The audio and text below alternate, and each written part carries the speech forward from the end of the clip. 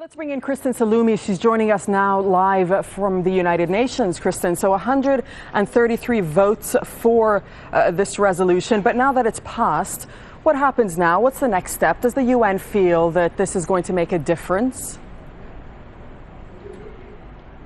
Well, I think this vote was as much about sending a message to the Security Council as it was about sending a message to the Syrian government. The 133 countries voted.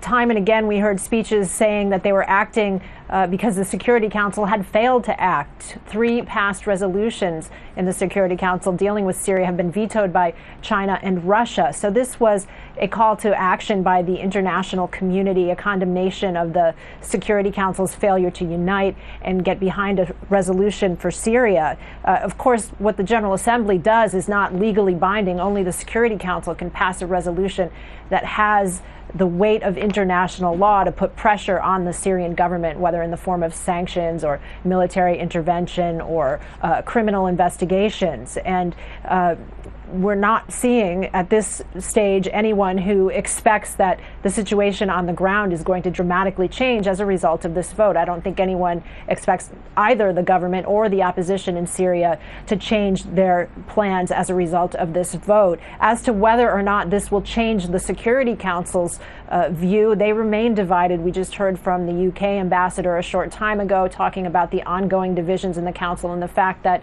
further action is unlikely. They can't even agree on whether or not to extend the UN's mission in Syria, which is due to expire in about 15 days. So whether or not this changes Russia's view and the pressure gets to them in some way, changes their mind, I guess remains to be seen, but we're certainly not seeing any evidence of that yet.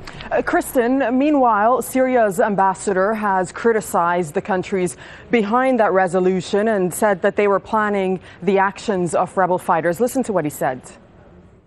The armed groups invade civilian areas, civilian neighborhoods, and start using these civilians as a human shield.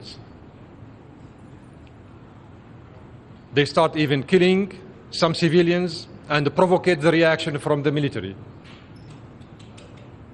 So all these bloodsheds are very well pre-calculated by those who are sponsoring terrorism in Syria, namely speaking, the Qatari and the Saudi and the Turkish intelligence and governments. So, Kristen, strong words there of condemnation from Bashar Jafari to those who sponsored that resolution at the UN General Assembly. Absolutely. This follows the line of the Syrian government that they've been taking since the start of this conflict, and that is to blame foreign intervention for what's happening in the country, whether it's the, quote, terrorists and armed groups from outside who were attacking military installations, or the United States and Europeans who were inciting the opposition and encouraging them to take up arms, or later providing non-lethal support to these groups, as we know that these countries are now doing. And in the case of Qatar and Saudi Arabia, he criticized them for providing weapons to the opposition and further militarizing the conflict there. He denies that his country, his government, is slaughtering its own people. That's not necessarily something that the United Nations would support, that claim. There have been many comments from the High Commissioner for Human Rights and others that there are, including Secretary General Ban Ki-moon, that there is evidence of possible war crimes and crimes against humanity going on both sides, but primarily on the part of government forces and their militias.